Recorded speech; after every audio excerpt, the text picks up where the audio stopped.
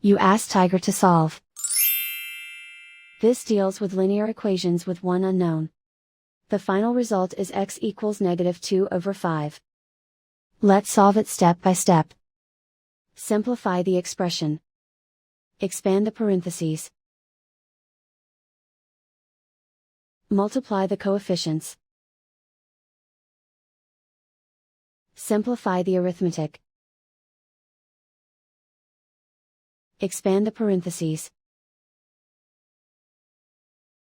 Simplify the arithmetic. Multiply the coefficients. Group like terms.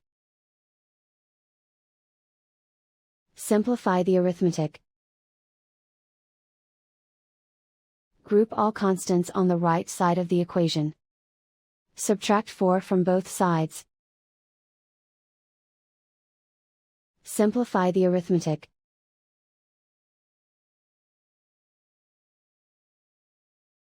Isolate the x. Divide both sides by 10. Simplify the fraction. Find the greatest common factor of the numerator and denominator.